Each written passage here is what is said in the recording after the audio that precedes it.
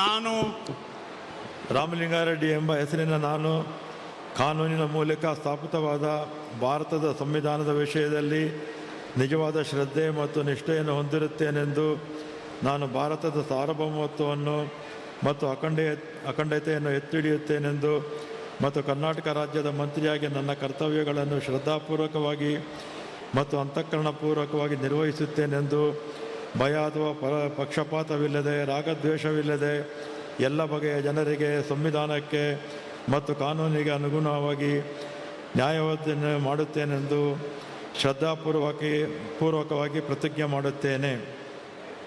ನಾನು ರಾಮಲಿಂಗಾರೆಡ್ಡಿ ಎಂಬ ಹೆಸರಿನ ನಾನು ಕರ್ನಾಟಕ ರಾಜ್ಯದ ಮಂತ್ರಿಯಾಗಿ ನನ್ನ ಪರ್ಯಾಲೋಚನೆಗೆ ತರಲಾಗುವ ಅಥವಾ ನನಗೆ ತಿಳಿದು ಬರುವ ಯಾವುದೇ ವಿಷಯವನ್ನು ರಾಜ್ಯದ ಮಂತ್ರಿಯಾಗಿ ನನ್ನ ಕರ್ತವ್ಯಗಳ ಯುಕ್ತ ನಿರ್ವಹಣೆಗೆ ಅಗತ್ಯವಾಗಬಹುದಾದ ಸಂದರ್ಭದಲ್ಲದೆ ಅನ್ಯಥಾ ಯಾರೇ ವ್ಯಕ್ತಿಗೆ ಅಥವಾ ವ್ಯಕ್ತಿಗಳಿಗೆ ಪ್ರತ್ಯಕ್ಷವಾಗಿ ಅಥವಾ ಪರೋಕ್ಷವಾಗಿ ತಿಳಿಸುವುದಿಲ್ಲ ಅಥವಾ ಬಹಿರಂಗಪಡಿಸುವುದಿಲ್ಲ ಎಂದು ಶ್ರದ್ಧಾಪೂರ್ವಕವಾಗಿ ಪ್ರತಿಜ್ಞೆ ಮಾಡುತ್ತೇನೆ.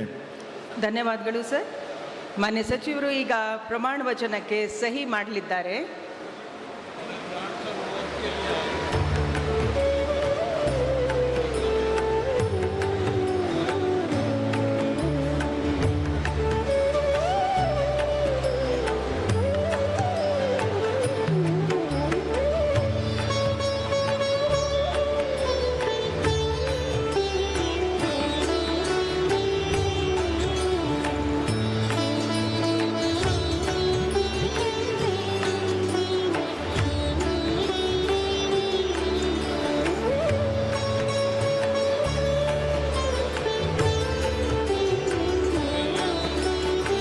ಮಾನ್ಯ ರಾಜ್ಯಪಾಲರು ಹಾಗೂ ಮಾನ್ಯ ಮುಖ್ಯಮಂತ್ರಿಗಳು ಮಾನ್ಯ ಸಚಿವರಿಗೆ ಹೂಗುಚ್ಚೆ ಮೂಲಕ ಅಭಿನಂದನೆಯನ್ನು ಸಲ್ಲಿಸುತ್ತಿದ್ದಾರೆ.